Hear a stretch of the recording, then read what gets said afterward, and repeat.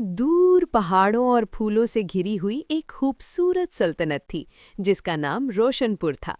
इस सल्तनत की सबसे प्यारी चीज़ उसकी शहजादी अहाना थी। शहजादी अहाना न सिर्फ अपनी खूबसूरती के लिए मशहूर थी, बल्कि उसके दिल की सफाई और नरमी भी हर किसी का दिल जीत लेती थी।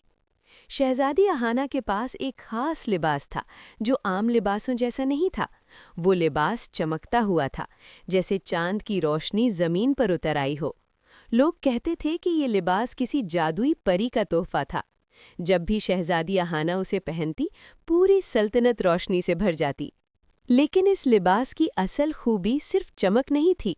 ये लिबास सिर्फ तब चमकता था जब पहनने वाली का दिल सच्चा और नीयत साफ होती।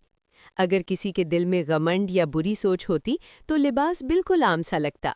शहजादी अहाना रोज सुबह लिबास पहनकर महल के बाग में जाती। वहां फूल खिलखिला उठते, परिंदे चहचहाने लगते और हवा भी खुशबू से भर जाती। लोग दूर दूर से सिर्फ ये मंजर देखने आते। एक दिन रोशनपुर पर मुसीबत आ गई। पड़ोसी सल्तनत का बादशाह लालच में आ गया और रोशनपुर पर कब्जा करना चाहता था। उसने ऐलान कर दिया कि अगर शहजादी अहाना ने अपना चमकता लिबास उसे ना दिया तो वो जंग करेगा।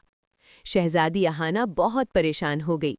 उसने सोचा, ये लिबास मेरी शान नहीं बल्कि मेरी जिम्मेदारी है। उस रात शहजादी ने अल्लाह से दुआ की और सुबह फैसला किया कि वो लिबास पहनकर अवाम के पास जाएगी। जब शहजादी लिबास पहनकर महल से निकली, उसकी चमक पहले से भी ज्यादा तेज थी। रोशनी इतनी थी कि अंधेरे दिल भी रोशन होने लगे। शहजादी अहाना ने अवाम से कहा, ये लिबास ताकत का निशान नहीं बल्कि मोहब्बत और इंसाफ का पैगाम है। जब पड़ोसी बादशाह ने ये मंजर देखा, उसका दिल कांप उठा। लिबास की चमक ने उसके अंदर छुपी बुराई को बेचैन कर दिया। पहली दफा उसने अपनी गलती महसूस की। उसने जंग का इरादा छोड़ दिया और शहजादी से माफी मांग ली। रोशनपुर बच गया, बिना खून बहाए। उस दिन के बाद शहजादी अहाना का चमकता लिबास सिर्फ खूबसूरती का नहीं बल्कि अमन, सच्चाई और रहमत का निशान बन गया। शहजादी अहाना ने कभी घमंड नहीं किया।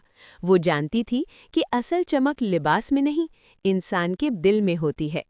और इस तरह शहजादी अहाना अपनी हिकमत और नरमी से एक मिसाल बन गई, जिसका जिक्र सदियों तक होता रहा।